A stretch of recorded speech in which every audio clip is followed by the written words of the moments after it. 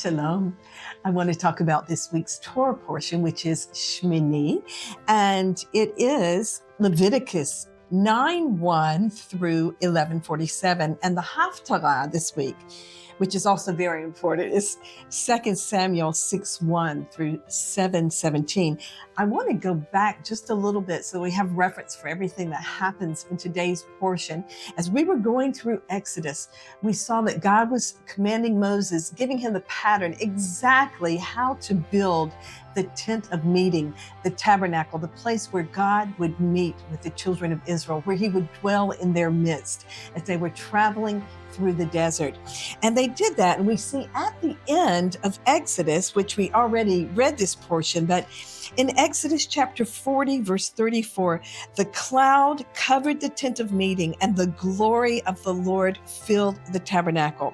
Moses was not able to enter the tent of meeting because the cloud had settled on it and the glory of the Lord filled the tabernacle.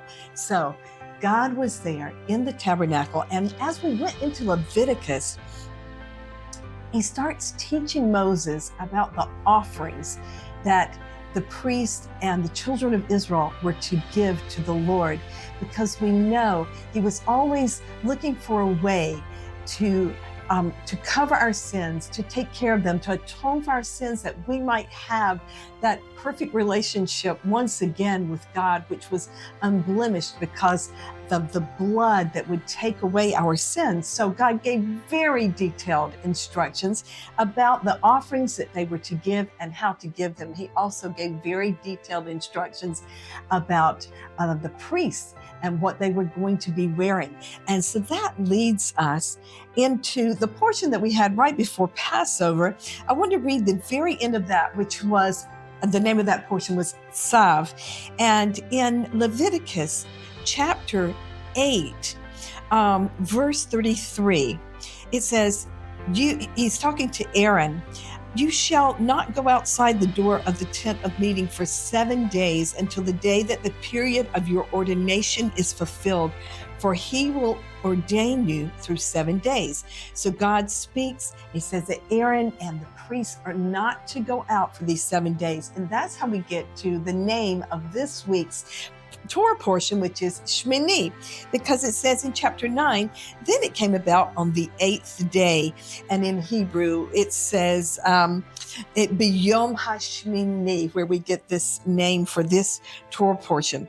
If we look at verse 4, and before that, looking at verse 2, he said to Aaron, "Take for yourself a calf, a bull for a sin offering, and a ram for a burnt offering, both without defect, and offer them before the Lord." And he also told the sons of Israel what to bring. And then it says in the end of verse 4, "For today the Lord will appear to you." And so then also in chapter 9, verse 22, Aaron lifted up his hands toward the people and blessed them. And he stepped down after making the sin offering and the burnt offering and peace offerings. Moses and Aaron went into the tent of meeting, and when they came out and blessed the people, the glory of the Lord appeared to all the people. What a very special day this was. Now, this is the exciting part. When we get into chapter 10, it says, "Now Nadav and Avihu, the sons of Aaron, took their respective fire pans, and after putting fire in them, placed incense on it and offered strange fire before the Lord, which he had not commanded them." And it says exactly the same thing in Hebrew, "Esh zara, asher lo tziva otam." And in verse 2, fire came out from the presence of the Lord and consumed them, and they died before the Lord.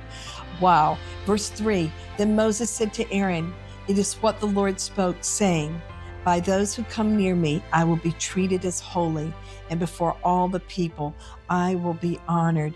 God considered this so important that these two were killed because they did not honor the Lord in doing exactly what he had told him, especially after he had spent so much time being very precise about the instructions that he gave them. And then if we still in chapter 10, if we move down to verse 9, it says, he's still talking to Aaron. Do not drink wine or strong drink, neither you nor your sons with you, when you come into the tent of the meeting, so that you will not die. It is a perpetual statute throughout your generations, and so as to make a distinction between the holy and the profane, and between the unclean and the clean, and so as to teach the sons of Israel all the statutes which the Lord has spoken to them through Moses. God wanted to make very clear what was holy and what was profane. And that leads us into the last chapter of this Torah portion, which is 11, where God really gives the laws of kashrut, what the children were supposed to eat and what they were not to eat, what was clean and what was unclean. And God's purpose in it all was to make a people that was very distinct, very different, holy, set apart unto the Lord, just like He is. And I just want to finish this portion, but I want to go into the prophets. I want to finish in chapter 11, verse 44. I am the Lord your God. Consecrate yourselves, therefore, and be holy, for I am holy.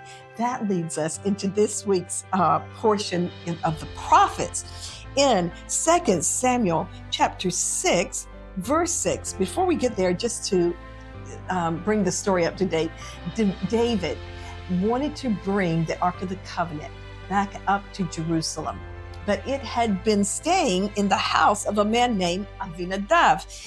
And in verse 6 it says, when they came to the threshing floor of Nahon, Uzzah, who was the son of Abinadab, he reached out toward the ark of God and took hold of it, for the oxen nearly upset it, and the anger of the Lord burned against Uzzah, and God struck him down there for his irreverence, and he died there by the ark of the Lord. So we see how this parallels with what we saw in the Torah portion this week, that in both of these cases, God was not considered, he wasn't treated as holy. They did something. Both of these, Uzzah and the sons of Aaron, which we saw in the Torah portion, did something that they did not obey the Lord in what He had said, and they treated Him as unholy. And we see that God was very, very upset about it. So just leaving you today with this same verse I read earlier in Leviticus 10, verse 3, by those who come near me, I will be treated as holy, and before all the people, I will be honored. I hope that you have a wonderful day.